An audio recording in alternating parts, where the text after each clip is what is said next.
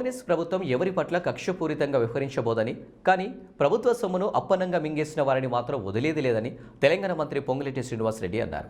ఈరోజు ఆయన మీడియాతో మాట్లాడుతూ ఫార్ములా ఈ రేసు నిర్వహణలో అవకతవకలకు పాల్పడ్డారని ఏసీబీ అధికారులు కేసు నమోదు చేస్తే లొట్టపీస్ అంటూ కేటీఆర్ మాట్లాడాల్సిన అవసరం ఏమిటన్నారు.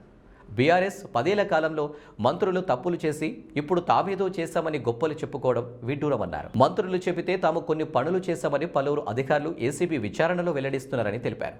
ఫార్ములా ఈ కేసులో చట్టం తన పని తాను చేసుకుంటూ పోతుందని, ఈ కేసులో ఏసీబీ కేసు నమోదు చేయగానే ఈడీ ఎంటర్ అయిందన్నారు. కేటీఆర్ను ఏసీబీ ఎందుకు అరెస్టు చేయలేదని బీజేపీ నేతలు అడుగుతున్నారని, మరి ఈడీ ఎందుకు అరెస్టు చేయలేదో వాళ్లు కూడా చెప్పాలని ఎదురు ప్రశ్నించారు. రైతు భరోసా విషయంలో ఎవరికీ ఆందోళన అవసరం లేదని, సాగులో ఉన్న ప్రతి ఎకరాకు రైతు భరోసా వస్తుందని హామీ ఇచ్చారు. ఆర్థిక ఒడిదుడుకులకు కారణంగా కొన్ని పథకాలు ఆలస్యం అవుతున్నట్లు చెప్పారు. ఇచ్చిన ప్రతి హామీని తమ ప్రభుత్వం అమలు చేసి తీరుతుందన్నారు.